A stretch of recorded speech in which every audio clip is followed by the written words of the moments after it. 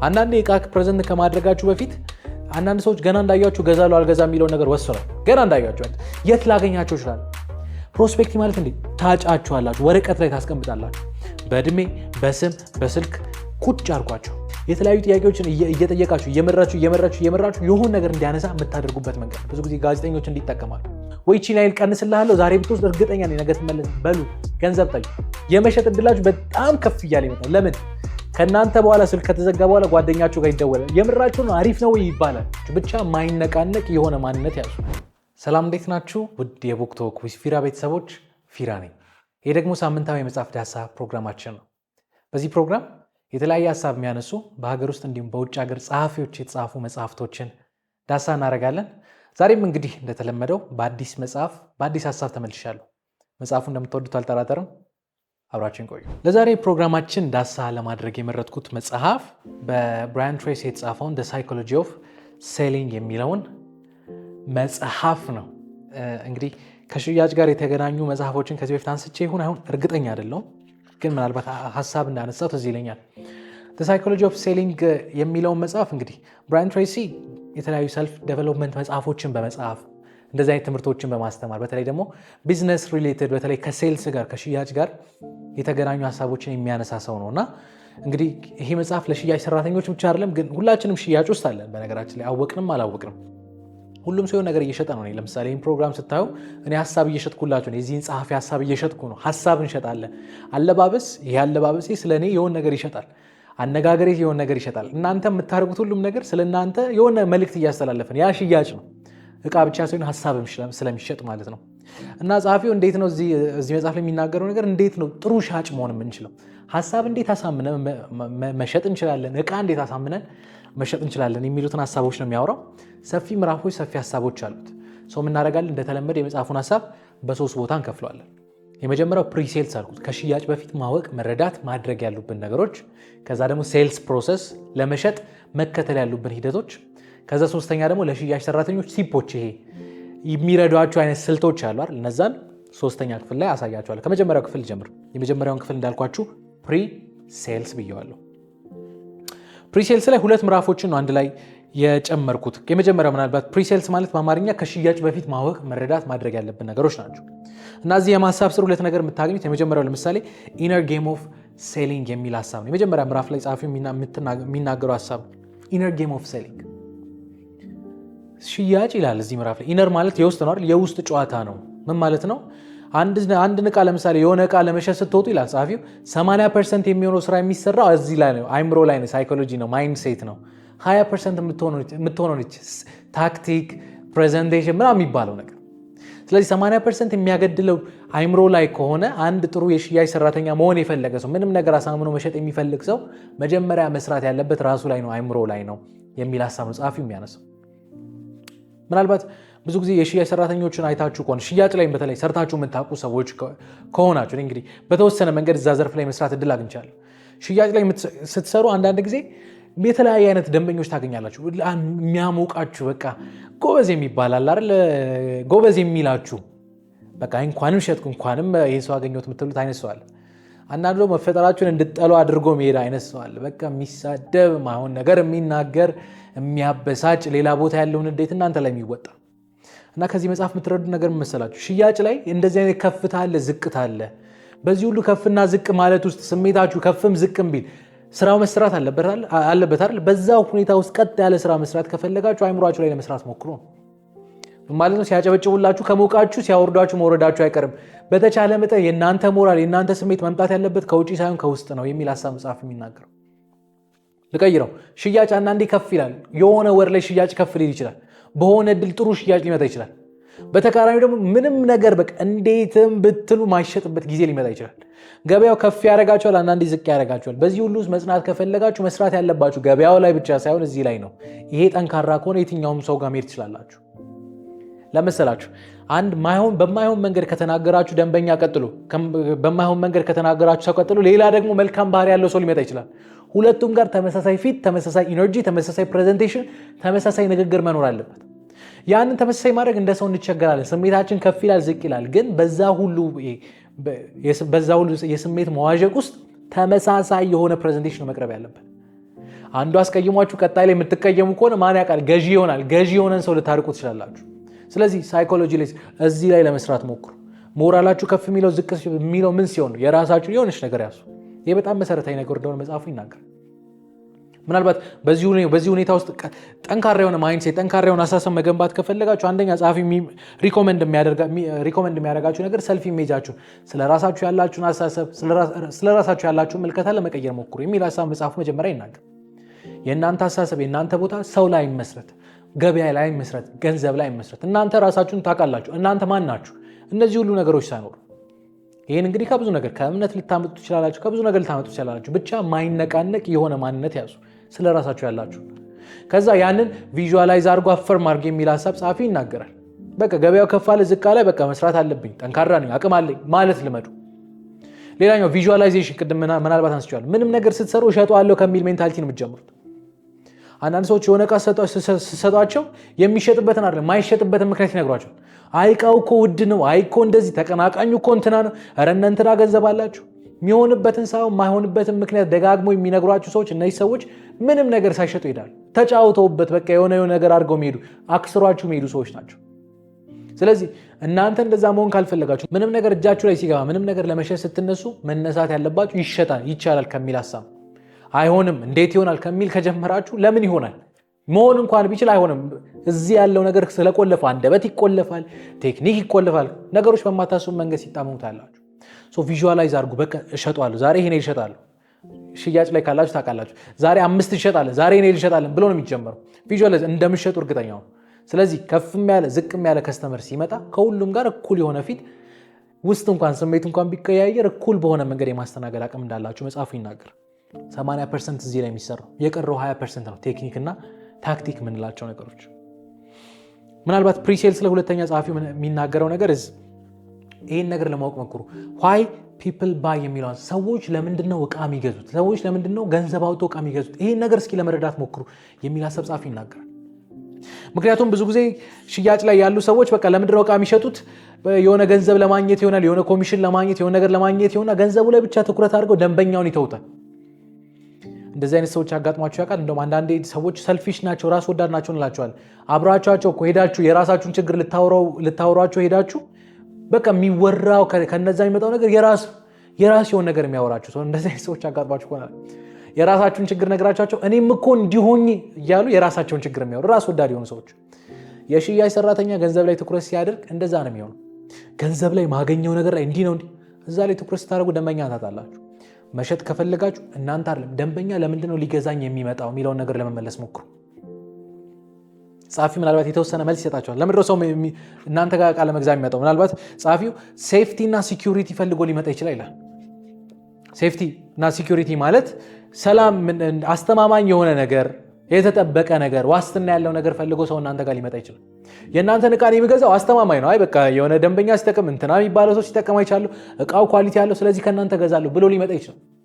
አስተማማኝነቱን ፈልጎ የመጣን ሰው ዕቃው እኮ ርካሽ ነው ብላ አታሳምነው። የምታሳምነው ይሄ አስተማማኝ ነው፣ የዚህ አይነት የሆነ ዓመት ያህል ዋስትና ጋራንቲ ያለን ስትለው ነው የሚያምነው። በምን አይነት መንገድ እንኳን መናገር እንዳለባችሁ የምታውቁት ደንበኞቻችሁን ስታውቁ ነው። ሰው አንዳንዴ ደንበኛ ፈልጎ ሊመጣ ይችላል። ጸሐፊ አንዳንዴ ሪኮግኒሽን እና ቢሎንጊንግነስ ፈልጎ ሊመጣ ይችላል ይላል።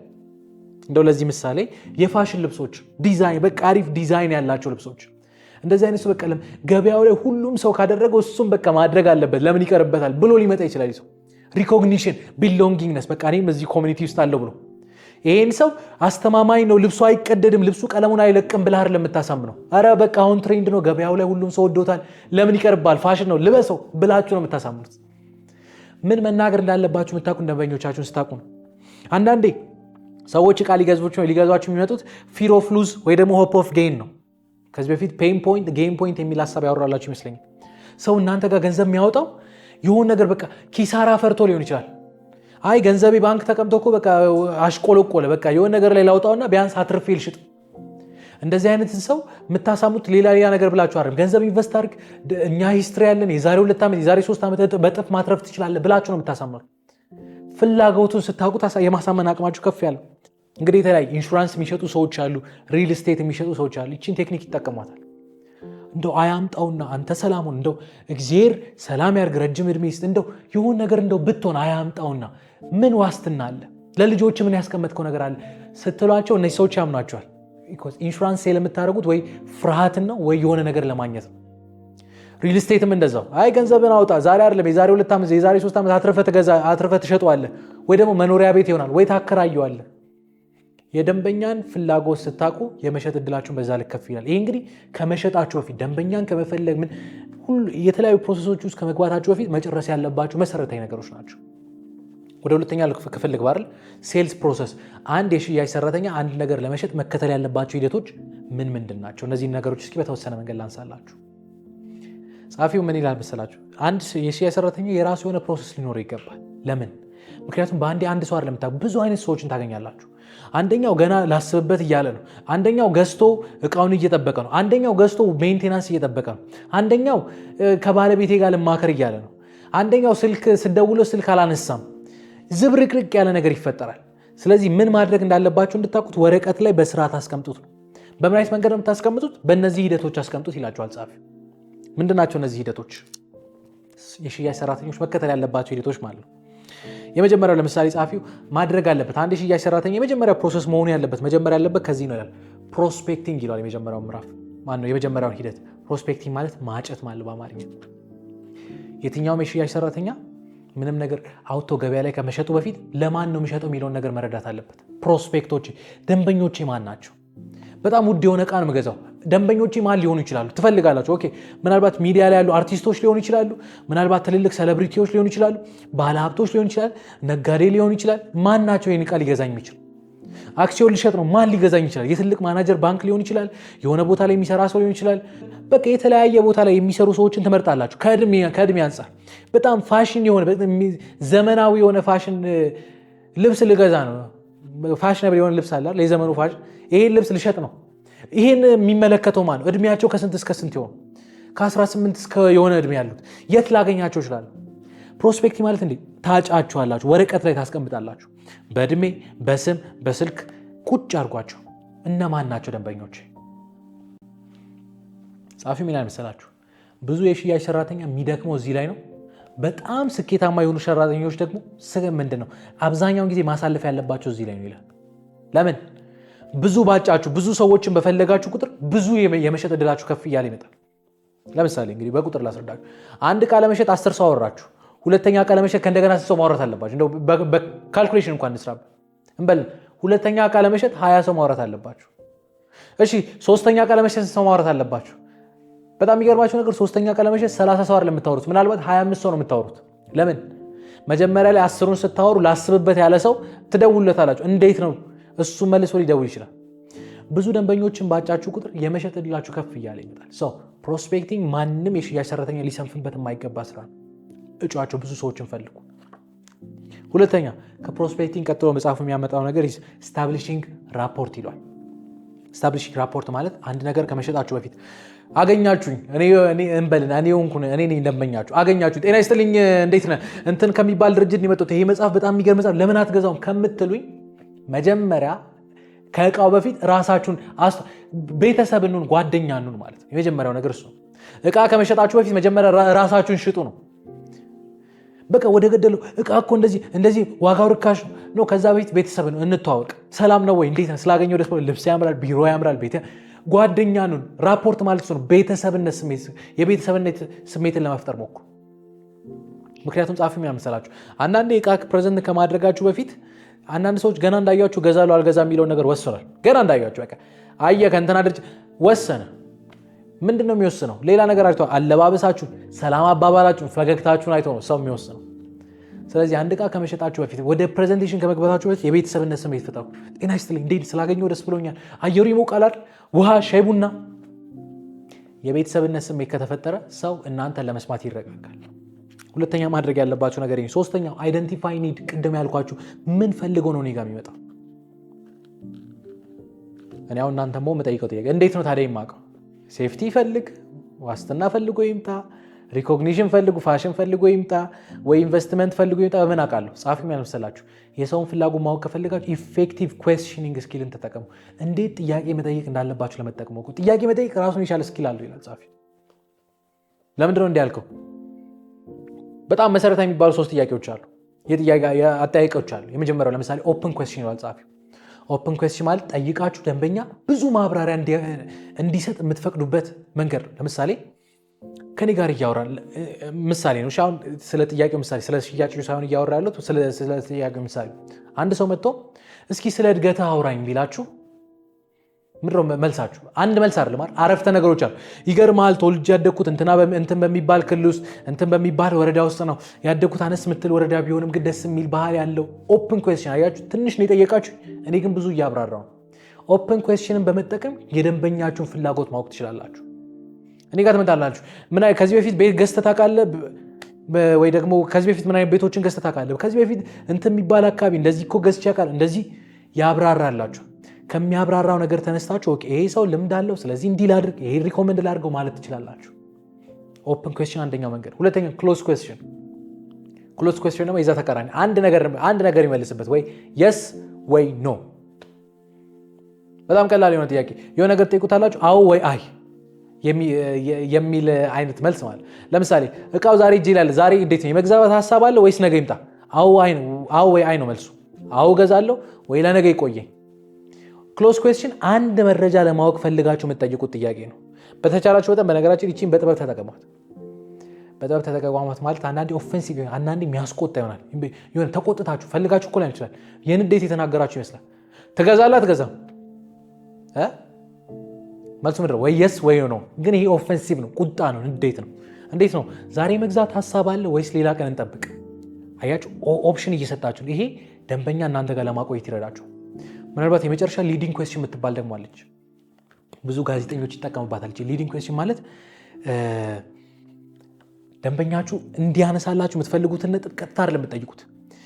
አሽሞንሙናችሁ ሌላ ጥያቄ ጠይቃችሁ ወደዚህ አምታችሁ ሊድ እያረ መምራት ማለት አይደል? ሊድ የተለያዩ ጥያቄዎችን እየጠየቃችሁ እየመራችሁ የሆነ ነገር እንዲያነሳ የምታደርጉበት መንገድ ብዙ ጊዜ ጋዜጠኞች እንዲጠቀማሉ። ባለፈው እንደዚህ ብለኸኝ ነበር፣ እንዴት ነው ዛሬ አሰባል? አይ ዛሬ እኮ እንደዚህ ነው። ኦኬ ዛሬ ለምን መጣ? አይ እንደዚህ ነው። እሺ ታዲያ ምን ላድርግ? እየመራችሁ የግል ሀሳቡን ማወቅ የምትችሉበት መንገድ መፍጠር ትችላላችሁ። ይህንን እንግዲህ ወይ ኦፕን ወይ ክሎዝ ኩዌስችን አንድ ላይ መጠቀም የምትችሉበት መንገድ ነው። ከዚህ ቤት ገዝተህ ታውቃለህ? ነው አይ ቤት ገዝቼ አላውቅም። ምን አይነት ቤት ብትገዛ ደስ ይላል? አይ ቤቱን ማስበው በጣም ወደ ላይ ያልወጣ፣ ያው ሊፍት ከተበላሸብኝ እንዳልቸገር ሁለተኛ ሶስተኛ ላይ ቢሆን ችግር የለብኝም፣ ግን ጸጥ ያለ ሰፈር ቢሆን እንዲህ ቢሆን ደስ ይለኛል። እሺ ወደ እንትን አካባቢ ቤት ለመግዛት ታስባል። ምክንያቱም እንደዚህ አይነት ቤቶች እንደዚህ አይነት ሰፈር አሉ። አይ እሱ ከስራ ቦታ ይርቀኛል። አያችሁ ሊድ እያደረጋችሁ መጨረሻ ላይ ምን ሊፈልግ እንደሚችል ታውቃላችሁ። በቃ እንዲህ ከሆነ ይሄንን እንካል ማለት የምትችሉበትን አቅም ለመገንባት ትችላላችሁ። የመጠየቅ አቅማችሁን አይደንቲፋይ በማድረግ ደንበኛ ምን እንደፈለገ መረዳት እንደምትችሉ መጽሐፉ ይናገራል። አሁን ፍላጎቱን ከጠየቃችሁ በኋላ ካወቃችሁ በኋላ የሚቀጥለው ሂደት አራተኛው ፕሬዘንት ዩር ሶሉሽን ይሏል ጻፊው። አሁን ችግሩን አወቃችሁ፣ ምን እንደሚፈልግ አወቃችሁ። ከዚህ በኋላ የምታወሩት ነገር ለመሸጥ የሆነ ገንዘብ ፈልጎ የሚያወራ አይነት ሰው ሳይሆን ችግሩን ካወቃችሁ ልክ እንደ ሐኪም አለው ህመሙን ካወቃችሁ ኦኬ እንዲህ ከሆነ እንትን አካባቢ እንዲህ የሚባል ቤት አለኝ፣ ለምን አብረን ሄደን አናየው? ሶሉሽን መፍትሄ ኦፈር ማድረግ ትችላላችሁ። ይሄ ሁሉ ካልሆነስ በቃ ለምን አትገዛም፣ ለምን እንዲህ አትልም? አብዛኛው ነገር የሚጠቀምበት መንገድ which is በጣም ልክ ያልሆነ መንገድ። ዛሬ እኔ እንዴትም በቃ ተቸግሬም ቢሆን ልመጣ እችላለሁ፣ ልገዛ እኮ እችላለሁ፣ ነገ ግን አልመለስም፣ ነገ አይመልሰኝ። ነገ የሚመለስ ቋሚ ደንበኛ ከፈለጋችሁ ችግሩን ወቁ። ከዛ ፕሬዘንት ዩር ሶሉሽን።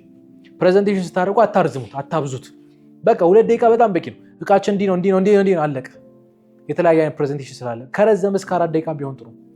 ምክንያቱም ደንበኛ ያን ሁሉ ነገር የመስማት አቅም የለውም። እዛ ጋር የሚመጣው ሰው ሀሳብ አለው፣ ትምህርት አለው፣ ልጅ አለው ወይ ስራ አለው፣ ብዙ የሚያስበው ነገር አለ። እናንተ ስታወሩ ቁጭ ብሎ እናንተ ለመስማት ጊዜ የለውም፣ አቅም የለውም። ፕሬዘንቴሽናችሁን እጥር ቅልብጭ ያለች ቱ ዘ ፖይንት የሆነ ነገር ለማቅረብ ሞክሩ። ከዛ 5ኛ የሚመጣው ነገር ሁሌ እንግዲህ በቃ ጥሩ ፕሬዘንቴሽን ስላደረጋችሁ ብቻ ሰው አይስማማ ማለት ሁሌ ኦብጀክሽን አለ፣ ጥያቄ አለ። አይ ውድ ነው ይላል፣ አይ አላመንኩበትም ይላል። ሁል ጊዜ ኦብጀክሽን መኖሩ ኖርማል፣ ጸሐፊ ኖርማል አድርጉት። ኦብጀክሽን መኖሩ እንደው ልክ ነው። የሚጠይቅ ደንበኛ ሊገዛ ያለ ደንበኛ ነው አይደል? አይ አልገባኝ፣ አይ እንደዚህ ነው የሚል ሰው ካለ ሊገዛ ኢንተረስትድ ነው። ማይጠይቅ ነው እንደው ሊገላገላችሁ እሺ ነው በቃ እሺ እመለሳለሁ ብሎ የሚሄደው ማይጠይቅ ኢንተረስትድ ያልሆነ ሰው። የሚጠይቅ ሰው ጥሩ ነው።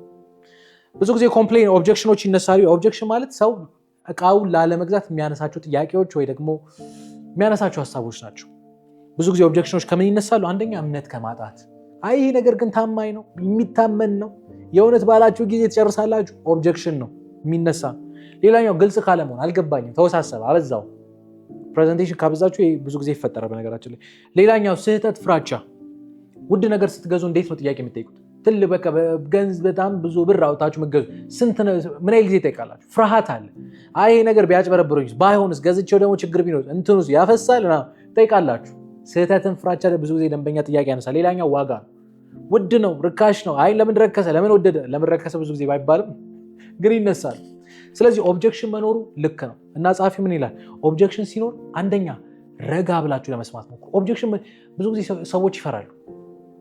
አንዳንድ ሰዎች ያልጠራ ስልክ አንስተው ምን አልከኝ እያሉ ይሸሻሉ። ለምን? ወይ መልስ የላቸውም ወይ የተነሳ ኦብጀክሽን ልክ አይደለም። እንግዲህ ማታምኑበትን ነገር መሸጥ አደገኛ ነገር፣ ያንን ማድረግ ልክ አይደለም፣ ተገቢ አይደለም። ጸሐፊው ኦብጀክሽን መኖሩ ልክ ነው። መጀመሪያው ነገር ኦብጀክሽን ሲነሳ አትደንግጡ፣ ፍሪክ አውት አታርጉ፣ ወይ ደግሞ ልባችሁ አይምታ። ረጋ ብላችሁ አስተናግዱ። ደንበኛ ስለሚያውቅ የሚደናገሱ አይታችሁ እንደምትለዩት ይለያል። ሁለተኛ ችግሩም መረዳታችሁን በደንብ እርግጠኛ ነው። ኦብጀክሽኑ ምንድን ነው? አንዳንድ ሰው ውድ ነው ቃል በቃል ላይላችሁ ይችላል። አይ ግን ዋጋችሁ እኮ ከእነንትና አንጻር እኮ እንደዚህ እኮ እኔ እኮ ጠይቄያለሁ፣ ባለፈው እኮ ያልገዛውን እኮ ባለፈው እኮ ጠይቄያለሁ፣ ኧረ እንደዚህ እንዴት ተወደደ ይላችኋል። አፍ አውጥቶ ላይላችሁ ይችላል። ግን ኦብጀክሽኑ ቅድም ካልኳችሁ ወይ ዋጋ ነው ወይ እምነት ማጣት ነው ወይ እርግጠኛ ለመሆን የሆነ ነገር ሊሆን ይችላል። የትኛው ነው የሚለውን ነገር ለመለየት ሞክሩ። ያንን ከለያችሁ በኋላ በተረጋጋ መንፈስ ለማስረዳት ሞክሩ። ማስረዳት ብቻ አይደለም፣ ደንበኛችሁ እንደተረዳችሁ እርግጠኛ ነው። አውርቶ ማለፍ ቀላል ነው። እንደተረዳችሁ እርግጠኛ ስትሆኑ ያ ሰው ዛሬ እንኳን ባይገዛ ነገ የመመለስ እድሉ ከፍ እንደሚል መጽሐፉ ይናገራል። ስድስተኛው ጸሐፊ የሚያወራው ነገር ክሎዚንግ ሴልስ ይላል። ክሎዚንግ ማለት ይህ ሁሉ ነገር መጣ አይደለ? አሁን እዚህ ጋር ሲደርስ ምን እንደሚፈጠር ታውቃላችሁ? ደንበኛችሁ ጥያቄ ሁሉ ከመለሳችሁለት በኋላ እናንተ ናቸው ብዙ ጊዜ ኢኒሼት የምታደርጉት። እንግዲህ አንዳንዴ ደንበኛ ኢኒሼት ሊያደርገው ይችላል። ዋጋ ስንት ነው ብሎ ሊመጣ ይችላል። መልስ ከመለሳችሁ በኋላ ቀጣይ የሚመጣው ነገር ክሎዝ አድርጉት እና ትገዛለህ ወይ እና ላውጣለህ ወይ እና ልጠቅልል በሉ። ብዙ ጊዜ የሽያጭ ሰራተኞች ሁሉ እስካሁን ድረስ ያለውን ነገር ይመጡና ዋጋ ክፈል ወይ ግዛኝ ለማለት ይፈራሉ። እንግዲህ ዓላማ ይሄ ሁሉ ስራ የጽድቅ ስራ አይደለም አይደል? ዓላማችን ሸጦ ገንዘብ ለማግኘት ነው። ይሄን ሁሉ ከመጣችሁ በኋላ ፑሽ አድርጎ ደንበኛ ክሎዝ እንዲያደርግ። በቃ እቃው በጣም አሪፍ እቃ ነው፣ በጣም ብሶ የሚወደው እቃ ነው፣ ብትወስደው ጥሩ ነው። ደንበኞች አሉ የሚፈልጉታል። ዛሬ ብትወስደው ጥሩ ነው፣ እርግጠኛ ነኝ ነገ ትመለሳለህ፣ ውሰድ። ወይ ይሄን % ዲስካውንት አድርጌልሃለሁ፣ ወይ ይህችን ያህል ቀንስልሃለሁ፣ ዛሬ ብትወስድ እርግጠኛ ነኝ ነገ ትመለሳለህ በሉ። ገንዘብ ጠይቁ። ካልጠየቃችሁ ክሎዝ ስለማይሆን ቀጣይ ጸሐፊ የሚናገረው ነገር ይሄ ክሎዝ አድርጉ። አንዳንዴ ክሎዚንግ ላይ ደግሞ ደንበኛ የሚቸገር ከሆነ አማራጭ ስጡ። ከዚህ በፊት አውርቼዋለሁ። ትገዛለህ አትገዛም ማለት ለደንበኛ ሳይኮሎጂካሊ ሁለት ነገር ነው እየገፋችሁ ያሉት፣ ወይ እገዛለሁ ወይ አልገዛም።